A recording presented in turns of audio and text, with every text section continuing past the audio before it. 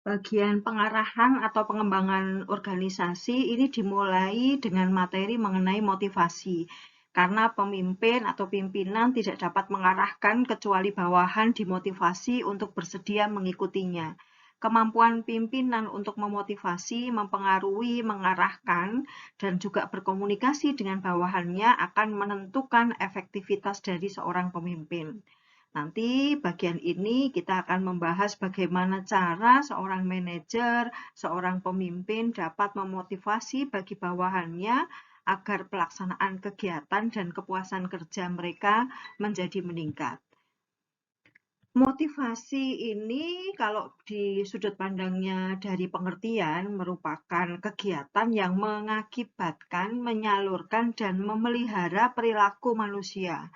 Motivasi ini merupakan subjek yang penting bagi pemimpin karena menurut definisi pemimpin ini atau manajer, kalau kita kaitannya bicara mengenai manajerial, harus bekerja dengan dan melalui orang lain. Manajer perlu memahami orang-orang berperilaku tertentu agar dapat mempengaruhinya untuk bisa bekerja sesuai dengan apa yang diinginkan oleh organisasi. Motivasi adalah subjek yang membingungkan sebenarnya karena motif ini sebenarnya tidak dapat diamati atau bisa diukur secara langsung, tetapi memang harus disimpulkan dari perilaku orang-orang yang tampak. Motivasi bukan hanya satu-satunya faktor yang akan mempengaruhi tingkat prestasi seseorang. Ada faktor lainnya yang terlibat, yaitu misalnya kemampuan individu dan pemahaman tentang perilaku yang diperlakukan untuk mencapai prestasi yang tinggi atau biasa kita sebut dengan persepsi peranan. Motivasi, kemampuan, dan persepsi peranan adalah saling berhubungan. Jadi, bila salah satu faktor itu rendah, maka tingkat prestasi akan juga menjadi rendah. Walaupun faktor-faktor lainnya itu juga tinggi. Banyak sebenarnya istilah yang digunakan untuk menyebutkan motivasi, misalnya kebutuhan gitu ya. Ada juga atau need atau juga sebuah desakan atau urge gitu ya, atau juga keinginan dan juga dorongan. Ini semua 4 hal ini merupakan istilah yang biasa digunakan untuk menyebut kata motivation atau motivasi.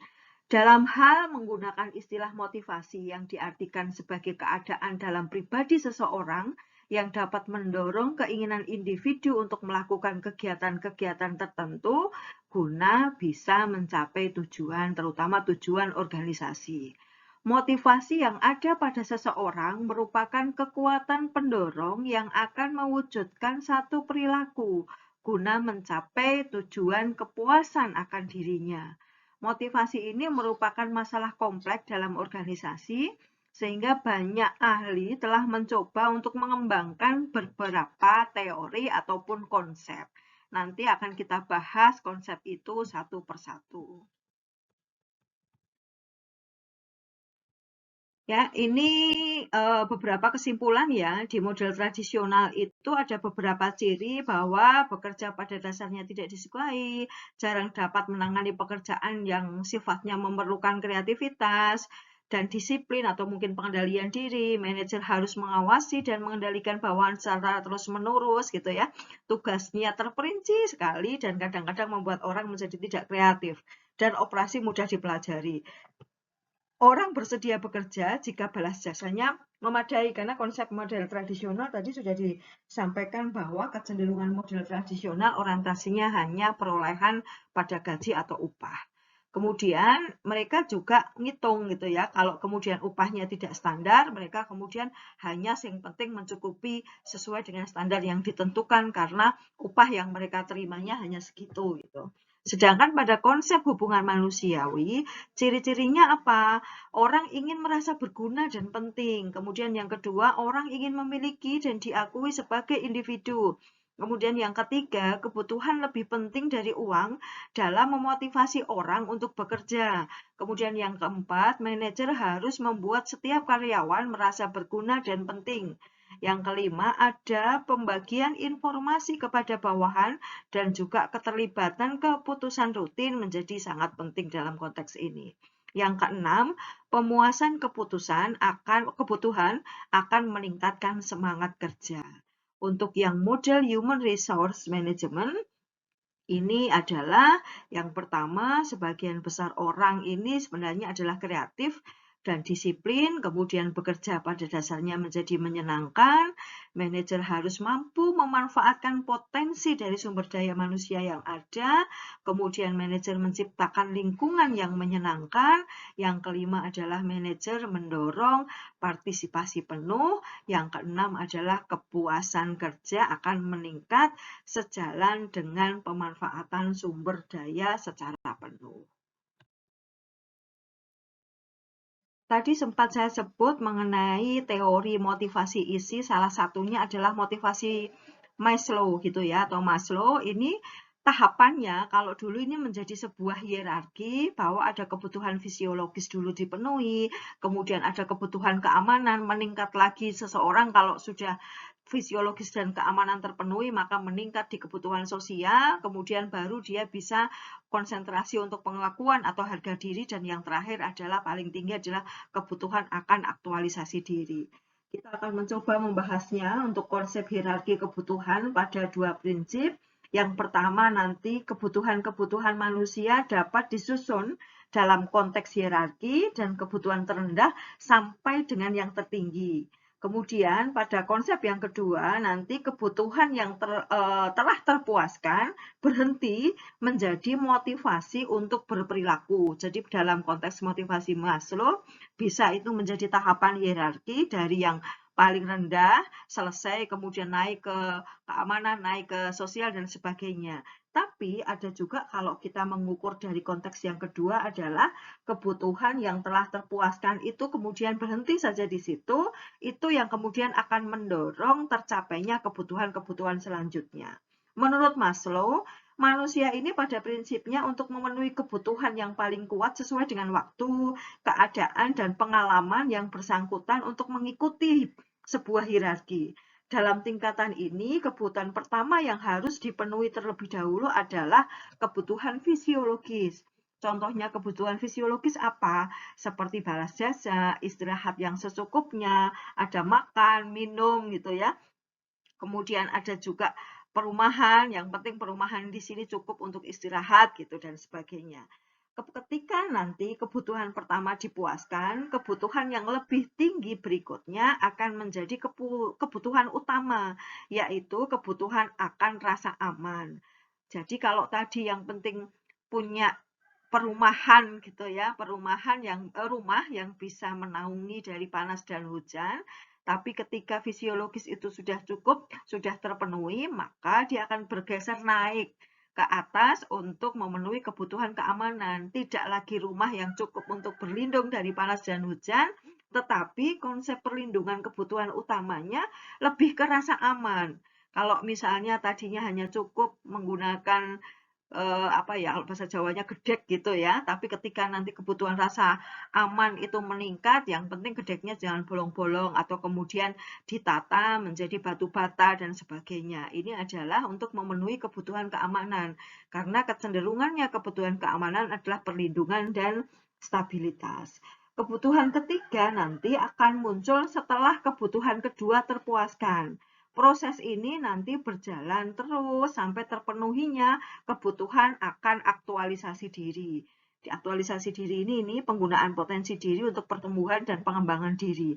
Di mana nanti manajemen dapat memberikan insentif untuk memotivasi hubungan kerjasama, kewibawaan, pribadi, serta tanggung jawab untuk mencapai hasil prestasi yang tinggi dari karyawan.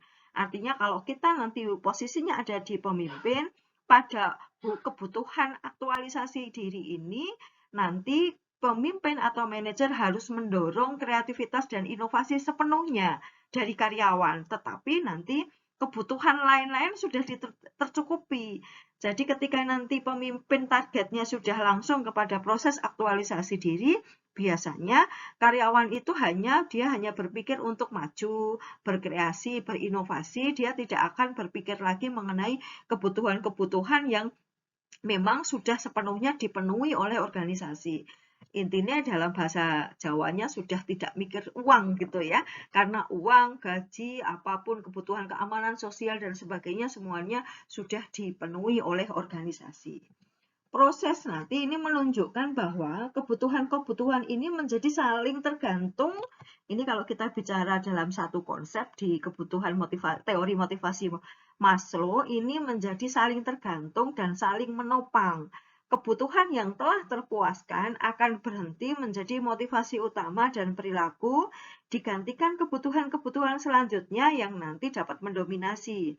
Tetapi meskipun nanti kebutuhan telah terpuaskan, kebutuhan yang lain akan yang masih berpengaruh terhadap perilaku dan juga tidak akan hilang karena nanti hanya intensitasnya jauh lebih diperkecil lagi.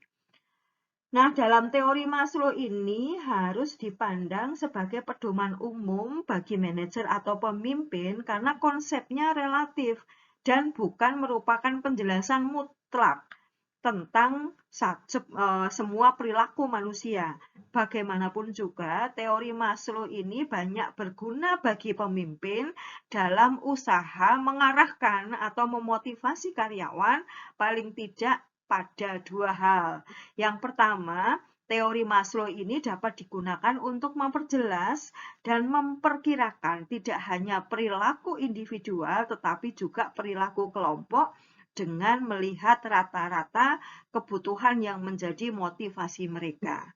Pada tahapan yang kedua, teori ini ternyata menunjukkan bahwa bila tingkat kebutuhan terendah relatif terpuaskan, faktor tersebut akan berhenti menjadi motivator penting dari perilaku, tetapi dapat menjadi sangat penting bila mereka menghadapi situasi khusus seperti merasa disingkirkan, diancam, atau dibuang gitu. Nanti kalau gambaran-gambaran singkat ya, misalnya nih saya hanya memberikan beberapa contoh saja. Ketika kebutuhan ada pada kebutuhan fisiologis, namanya adalah psychological need gitu ya. Teorinya berarti ada kita terpenuhi kebutuhan akan makan, minum, perumahan, istirahat gitu ya. Tetapi terapannya dalam kehidupan sehari-hari, kebutuhan fisiologis akan makan, minum, perumahan, istirahat itu diterapkan menjadi adanya ruang istirahat, berhenti makan siang, kebutuhan akan udara bersih untuk bernafas, air yang bisa diminum, yang bersih, higienis, aman gitu ya. Kita punya hari-hari untuk liburan, cuti, kemudian kita juga punya dana cukup, kita punya waktu cukup untuk balas jasa kepada orang lain, dan juga mendapatkan jaminan sosial. Misalnya kalau zaman sekarang ada BPJS gitu ya, ada mungkin asuransi gitu. Kemudian ada periode-periode istirahat yang dalam kantor misalnya ditetapkan untuk isoma itu jam 12 sampai dengan jam 1. Ketika nanti organisasi baru mencukupi dalam terapannya itu adalah hal-hal yang saya sebutkan tadi, maka itu baru masuk di ranah kebutuhan fisiologis. Naik lagi, kita bicara mengenai kebutuhan keamanan atau rasa aman, safe and security need gitu ya. Teorinya ini kita dapat perlindungan dan stabilitas. Dalam terapannya atau diterapkannya menjadi apa dalam konteks organisasi atau pekerjaan? Ada pengembangan karyawan, kemudian nanti kondisi kerjanya dibuat aman, ada rencana-rencana dan program kerja yang terukur, kemudian ada serikat pekerja atau serikat buruh yang kemudian nanti bisa menjamin pekerjaan kalau kita bergabung dalam organisasi itu ada rasa aman karena nanti didukung oleh organisasi-organisasi serikat buruh yang bisa berjuang untuk melindungi hak-hak kita. Kita juga punya tabungan, itu masuk dalam konteks kebutuhan keamanan. Kemudian kita juga kalau misalnya di PHK atau diberhentikan, perusahaan itu juga menjamin adanya uang pesangon, ada jaminan pensiun, ada juga tadi asuransi, ada sistem penanganan keluhan. Ini masih masuk dalam hierarki kedua atau kebutuhan akan keamanan. Kebutuhan sosial itu diterapkan menjadi apa? Atau social need, kalau dalam teori kebutuhan sosial itu meliputi apa? Ada cinta, persahabatan, perasaan memiliki, dan diterima dalam kelompok, atau juga ada perasaan kekeluargaan di situ. Dalam terapannya, kebutuhan sosial itu bisa didefinisikan menjadi kelompok-kelompok kerja formal dan informal yang ada dalam konteks organisasi. Misalnya kelompok kerja itu kelompok kerja dalam menangani proyek-proyek tertentu, kaitannya misalnya itu. Yang informal bagaimana? Oh, ternyata di luar itu untuk mendukung keakraban, untuk mendukung kebutuhan sosial, pekerja itu atau beberapa pekerja boleh berkelompok menjadi satu kesatuan komunitas. Misalnya contoh, misalnya kalau olahraga itu menjadi punya tim bulu tangkis sendiri, ada tim basket sendiri, atau tim dolan sendiri gitu ya. Ini adalah wujud terapan dalam konteks hubungan sosial. Lainnya itu apa? Ada kegiatan-kegiatan yang disponsori perusahaan. Biasanya kalau kita kenal menjadi gathering. Kalau untuk memenuhi kebutuhan sosial ini perusahaan kadang-kadang membuat acara-acara seperti gathering, outbound gitu ya, atau piknik-piknik bersama, atau mungkin justru yang sering kita temui dalam kebutuhan sosial yang dibangun dalam konteks organisasi adalah peringatan-peringatan pada hari besar. Misalnya Hari Raya Idul Fitri nanti ada perayaan khusus di organisasi. Misalnya di kampus kita ini gitu ya, karena konsep kampus kan juga organisasi menyelenggarakan perayaan-perayaan seperti ada khusus nih besok misalnya BEM melalui BEM di organisasi kerohanian menyelenggarakan untuk perayaan Hari Raya Idul Fitri. Mungkin juga ada suatu ketika Hari Raya Idul Adha atau mungkin sebentar lagi Natal misalnya. Ini adalah konteks di terapan untuk kebutuhan sosial. Nah, untuk kebutuhan harga diri atau esteem need, ini teorinya apa? Dalam teori ini adalah status kebutuhan, kepercayaan diri, reputasi, dan prestasi, ada apresiasi, kehormatan diri, dan juga penghargaan. Penerapannya bagaimana? Dalam terapan kebutuhan harga diri atau esteem need ini biasanya adalah orang cenderung ingin memiliki kekuasaan dalam konteks organisasi. Sehingga kenapa sih kita harus naik pangkat? Karena begitu kita memiliki kepangkatan yang lebih tinggi dan kita memiliki anak buah, maka ada kekuasaan formal yang kita miliki ketika kita bergabung dalam organisasi. Sehingga dalam kebutuhan pengakuan diri itu kalau orang punya jabatan berarti diakui harga dirinya menjadi ada pengakuan oleh orang lain. Ada juga masalah promosi, ada juga kebutuhan pengakuan itu tidak hanya oleh jabatan saja, tapi saat penghargaan itu berwujud menjadi promosi gitu ya, misalnya dinaikkan pangkat atau golongannya, diakui kumnya gitu, atau misalnya ketika saudara menjadi mahasiswa berprestasi ada rekognisinya gitu ya, pengakuan SKS yang tidak perlu mahasiswa kemudian menempuh pembelajaran, tetapi kemudian apa yang dilakukan dalam berkegiatan BEM itu bisa diakui, ada poin-poinnya, ada promosi gitu ya. Jadi ada pengakuan dalam aktivitas yang dilakukan oleh mahasiswa. Bisa juga hadiah ya gitu ya. Ada juga status bisa, kemudian bisa juga penghargaan lain, misalnya diberikan penghargaan kalau di kedinasan 10 tahun berkarya, 15 tahun berkarya, 20 tahun berkarya, dan lain-lain. Nah, meningkat lagi untuk kebutuhan aktualisasi diri dan juga pemenuhan diri atau biasanya disebut dengan self-actualization needs. Secara teori, kebutuhan ini adalah penggunaan potensi diri, pertumbuhan, dan pengembangan diri. Ketika diterapkan, wujud kebutuhan aktualisasi diri itu seperti apa? Mereka adalah kemampuan menyelesaikan penugasan-penugasan yang bersifat menantang, melakukan pekerjaan-pekerjaan yang inovatif dan kreatif, dia juga mampu mengembangkan keterampilan dirinya sehingga itu akan mudah diakui atau menjadi sebuah wujud aktualisasi dari seseorang. Jadi ketika bekerja tidak cukup mencapai standar, tidak cukup hanya untuk pemenuhan pingin dapat kekuasaan atau promosi jabatan, tetapi dalam konteks aktualisasi diri atau yang paling tinggi, seseorang itu kalau kreatif dan inovatif itu justru jauh lebih tinggi dalam mengeksplorasi kemampuan diri. Jadi tidak diukur oleh orang lain melalui bentuk hadiah, melalui bentuk itu hanya bonus. Tetapi kepuasan yang mereka dapatkan justru lebih banyak kepada penggunaan potensi dirinya untuk bertumbuh gitu.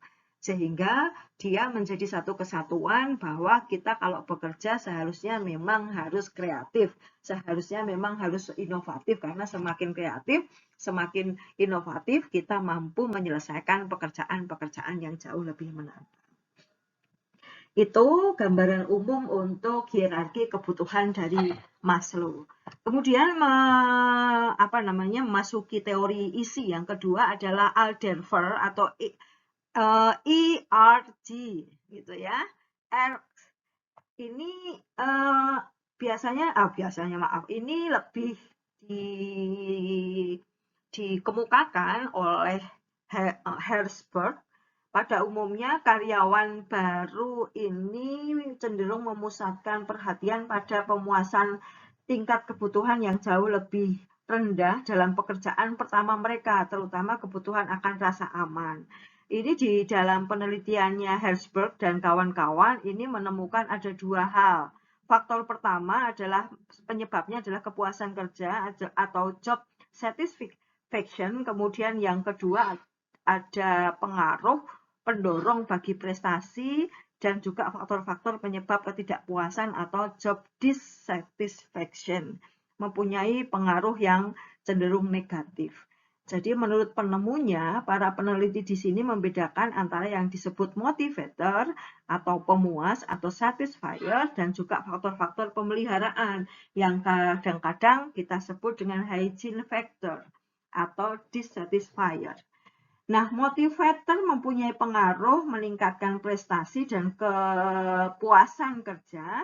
Faktor-faktor pemeliharaan mencegah merosotnya semangat kerja atau efisiensi yang kadang-kadang menjadi mendorong untuk tidak bisa eksis. Jadi kalau dalam teori motivasi Alderfer ini kecenderungannya lebih kepada kebutuhan tentang eksistensi, relatedness atau sosial, dan juga ada kebutuhan pertumbuhan atau growth.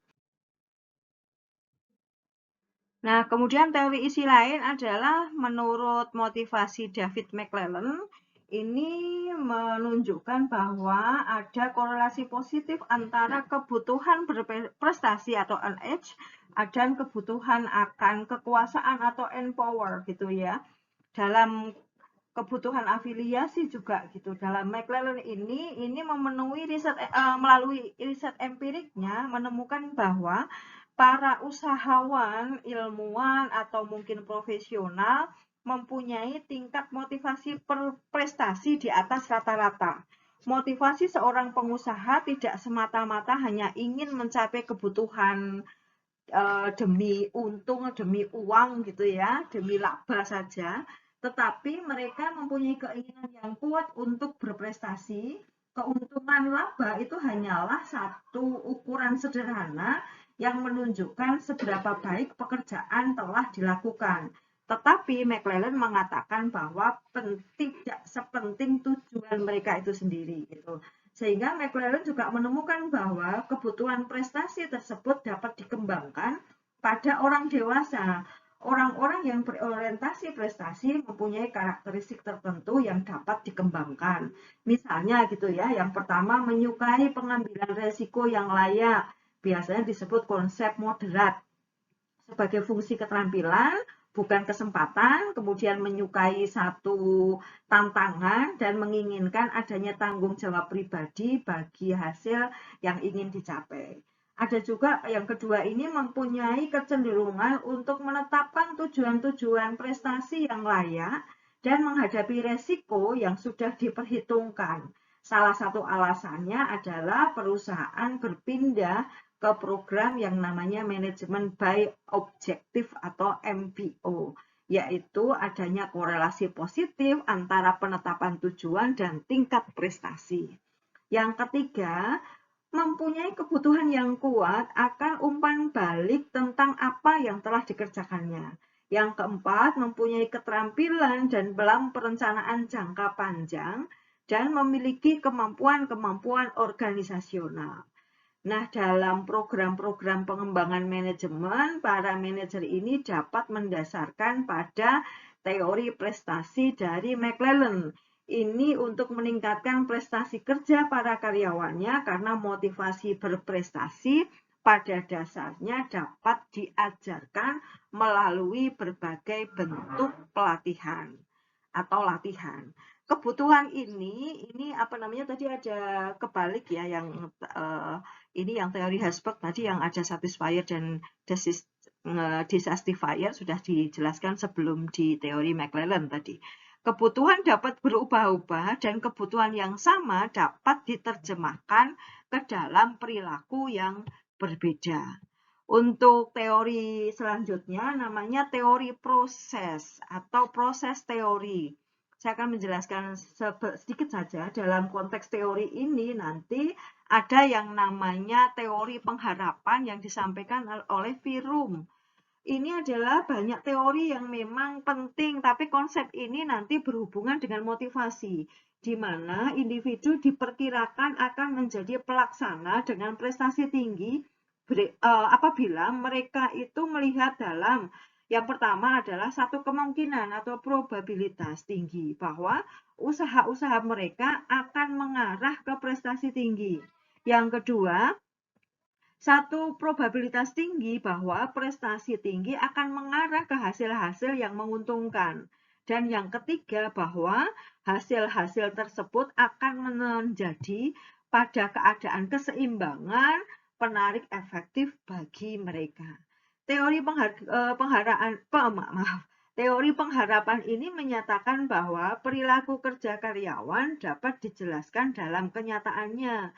Di sini kenyataannya seperti apa? Karyawan itu menentukan terlebih dahulu apa perilaku mereka yang bisa dijalankan dan dinilai yang diperkirakan sebagai hasil-hasil alternatif dari perilakunya. Contohnya, bila seorang karyawan mengharapkan bahwa menyelesaikan pekerjaan pada waktunya akan memperoleh penghargaan, maka dia akan dimotivasi untuk memenuhi sasaran tersebut. Menurut Victor Virum, ini tokohnya namanya Victor Virum, dikenal sebagai teori nilai pengharapan Virum. Orang dimotivasi untuk bekerja bila mereka yang pertama mengharapkan usaha-usaha itu bisa ditingkatkan karena akan mengarah ke balas jasa tertentu. Yang kedua, menilai bahwa balas jasa sebagai hasil dari usaha-usaha mereka. Dan yang terakhir itu menjadi sudut pandang manajer di dalam menghasilkan rumus-rumus. Jadi rumusnya Virum ini menjadi adalah motivasi sama dengan valence. Valence itu apa? Pengharapan bahwa peningkatan usaha akan mengarah kepada peningkatan balas jasa dikalikan dengan pengharapan. Artinya penilaian individu terhadap pengharapan untuk apa? Pengharapan terhadap individu terhadap balas jasa sebagai hasil dari usaha-usaha mereka. Sehingga cakupan pengharapan itu kalau kita simpulkan adalah pengharapan usaha atas prestasi, kemudian pengharapan prestasi ini menjadi wujud pengharapan akan hasil. Ya, ada yang namanya Porter Lawyer, ini juga mengembangkan model Virum dan mengatakan bahwa prestasi kerja ini akan mendorong kepuasan kerja. Prestasi menghasilkan balasan ini mencakup dua hal. Ada pembalasan intrinsik, ada pembalasan ekstrinsik gitu. Kemudian nanti seseorang akan mengevaluasi keadilan dari balasan yang diterima. Kemudian proses tersebut akan menghasilkan kepuasan kerja. Nah, dalam konsep menurut Porter ini atau Porter Lawyer ini secara teori ada nilai pengharapkan yang diharapkan karyawan dikombinasikan dengan persepsi orang tersebut tentang usaha yang mencakup dan juga probabilitas dari pencapaian penghargaan untuk mencapai atau menimbulkan satu tingkat usaha tertentu yang dapat dikombinasikan dengan apa? Dengan kemampuan dan sifat-sifat karyawan, kemudian bagaimana karyawan mampu mempersepsikan mengenai kegiatan-kegiatan yang dibutuhkan untuk mencapainya, seberapa tingkat prestasi yang diperlukan atau disyaratkan untuk menerima penghargaan intrinsik yang dapat melekat pada penyelesaian tugas. Penghargaan atau pembalasan intrinsik biasanya berwujud upah, uang lembur gitu ya, di dalam yang memang bisa dikelola melalui intrinsik. Kalau ekstrinsik bagaimana? Ada penghargaan di luar konteks pekerjaan. Misalnya kita misalnya kemudian apa yang kita lakukan kemudian bisa dimanfaatkan oleh masyarakat sekitar dan masyarakat sekitar itu mengakui keberadaan kita secara meluas. Itu juga merupakan satu teori penghargaan terhadap prestasi-prestasi yang kita peroleh gitu. Persepsi individu ini ada pengharapan ekstrinsik yang diterima, misalnya nanti ada yang dihasilkan prestasi itu menghasilkan tingkat kepuasan bagi karyawan lain gitu. Itu juga bisa masuk dalam konteks ekstrinsik. Pengalaman ini nanti kemudian diperoleh pada penilaian individu di masa yang akan datang terhadap nilai penghargaan, oleh karena itu nanti bisa mempengaruhi pencapaian tugas dan kepuasan yang akan datang. Ini di Porter Lawyer. Motivasi lain ada teori keadilan. Teori ini tentang motivasi sebagai hasil dari beberapa penelitian teori keadilan dan ketidakadilan. Teori ini nanti lebih banyak membahas atau mengemukakan orang akan selalu cenderung membandingkan antara masukan atau input yang mereka berikan pada pekerjaannya. Misalnya kita punya pendidikan setara S1 kelak gitu ya, mempunyai pengalaman 5 tahun gitu. Kita juga punya sertifikat yang bisa menunjukkan bahwa ada latihan dan usaha yang sudah kita lakukan sebelumnya. Dan yang kedua, nanti dari apa yang sudah dilakukan input tadi, kita bisa menghasilkan output. Outputnya berupa apa? Penghargaan. Jadi kalau kita S1 ya berarti gaji untuk minimal S1 minimal mencukupi aturan standar untuk S1 berapa. Kemudian kalau ketika punya tambahan tadi ada sertifikat-sertifikat yang mendukung pendidikan kita, nanti kita dapat diakui lagi gitu. Ada penghargaan lain karena kita memiliki fungsi tambahan atau memiliki karya tambahan. Artinya kualifikasikan kita lebih tinggi dibanding yang lain. Artinya penghargaan yang akan kita terima tentu saja akan berbeda dengan yang tidak memiliki tambahan. Nah, dari ini mereka nanti atau karyawan mampu membandingkan balas jasa yang diterima karyawan lain dengan apa input yang kita miliki. Jadi kalau kita punya keahlian, punya kualifikasi, tentu saja ada sebuah tingkat penghargaan yang bisa kita terima, yang bisa kita lihat menjadi sebuah penghargaan atas upaya-upaya capaian yang kita miliki. Keyakinan atas dasar pembandingan tentang adanya ketidakadilan dalam bentuk pembayaran kurang lebih akan mempunyai pengaruh pada perilaku dalam melaksanakan kegiatan. Faktor kuncinya bagi pemimpin atau bisa juga diartikan sebagai manajer adalah mengetahui apakah ada ketidakadilan yang dirasakan dan bukan apakah ketidakadilan secara nyata itu ada. Ketidakadilan ini akan ditanggapi dengan bermacam-macam perilaku yang berbeda. Misal nanti menurunkan prestasi, mogok, minta berhenti, dan sebagainya. Bagi pemimpin, teori keadilan ini memberikan implikasi bahwa penghargaan sebagai motivasi kerja harus diberikan sesuai yang dirasa adil oleh individu-individu yang bersangkutan. Maka nanti untuk antisipasi seperti ini biasanya akan muncul yang namanya standar untuk penghargaan tertentu. Ada juga teori penentuan tujuan atau goal setting theory. Motivasi ini timbul karena manusia ingin mencapai tujuan tertentu yang ingin ditetapkan. Teori ini biasanya digunakan untuk membantu proses memahami proses motivasi tetapi tidak langsung diaplikasikan.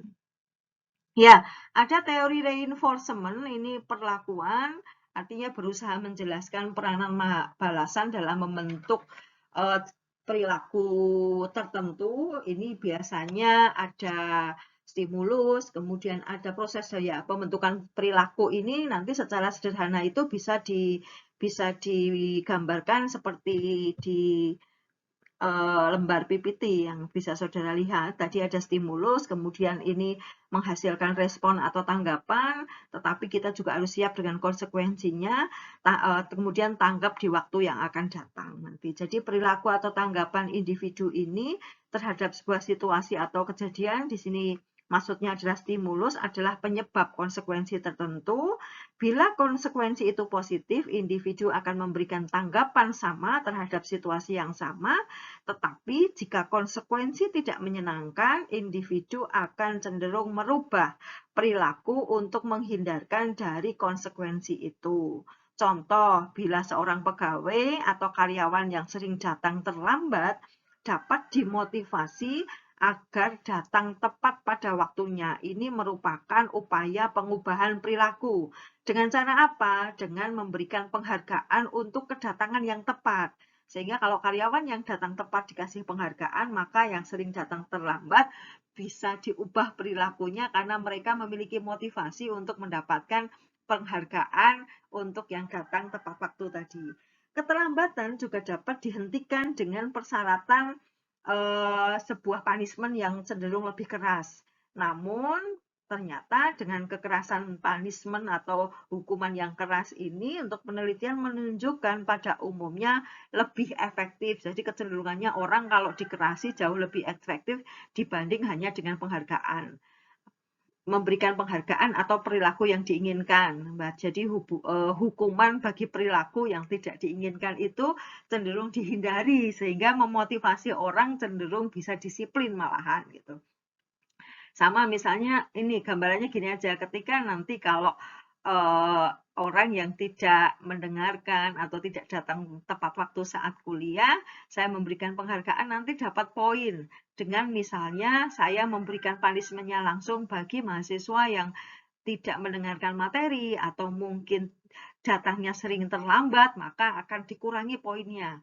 Berdasarkan penelitian, ternyata orang cenderung lebih suka kalau dikasih punishment daripada misalnya saya ngasih poin lah, nggak dapat poin nggak apa-apa. Tapi justru mereka merasa dirugikan ketika justru kedatangan terlambat atau ketidakdisiplinan mereka akan mengurangi scoring di dalam penilaian. Jadi satu masalah ini dengan melihat perilaku kita bisa menerapkan dua hal tadi. Tetapi kalau penelitian justru mengatakan orang cenderung memperhatikan dan memperbaiki perilakunya ketika dia akan mendapatkan punishment. Ya, ada 4 teknik memang yang dapat dilakukan pemimpin untuk mengubah perilaku tadi. Yang pertama ada penguatan positif, bisa menguatkan penguat primer seperti dikasih minuman, makanan, memuaskan kebutuhan-kebutuhan biologis mereka. Kemudian ada penguatan sekunder seperti penghargaan yang nantinya bisa berwujud hadiah, poin, promosi, uang, dan sebagainya. Yang kedua, ada penguatan negatif atau penghindaran avoidance ini biasanya, di mana individu akan mempelajari perilaku yang membawa konsekuensi tidak menyenangkan dan kemudian menghindari perilaku tersebut di masa yang akan datang. Namanya avoidance learning. Yang ketiga adalah pemadaman. Pemadaman gitu ya. Kemudian ini terbalik, jadi pemadaman dulu dilakukan dengan peniadaan penguatan. Baru yang terakhir adalah punishment atau hukuman, melalui mana pemimpin mencoba untuk mengubah perilaku bawahannya yang tidak dapat dengan pemberian konsekuensi-konsekuensi negatif. Nah, Clay Hammer telah mengidentifikasikan 6 pedoman penggunaan teori pembentukan perilaku atau disebut dengan learning teori. Melalui apa? Yang pertama, jangan memberikan penghargaan yang sama kepada semua orang. Yang kedua, Hammer mengatakan perhatikan bahwa kegagalan untuk memberi tanggapan dapat juga bisa mengubah perilaku. Yang ketiga ini beritahu karyawan, beritahu bawahan tentang apa yang seharusnya dilakukan untuk mendapatkan penghargaan. Yang keempat, beritahu karyawan tentang apa yang dilakukan secara salah. Dan yang kelima, jangan memberi hukuman di depan karyawan lain. Yang keenam, bertindaklah secara adil. Ya, kemudian ada juga timing enforcement, bisa bervariasi, ada intervalnya tetap seperti itu, terus variabel berubah-ubah, rasionya yang tetap atau rasionya yang berubah. Teori ini nanti akan melahirkan kesan bahwa manusia seperti robot atau binatang. Ada pendekatan sistem di sini ya, sistem penggabungan 3 karakteristik, nanti ada karakteristik sebagai individu, karakteristik sebagai pekerja, dan yang terakhir bagaimana kemudian perilaku pekerja ini menghadapi situasi kerja. Ya, baik, berarti ini penjelasan tentang motivasi. Nanti saudara bisa melanjutkan, mendengarkan untuk yang kepemimpinan, komunikasi, dan yang terakhir adalah manajemen konflik.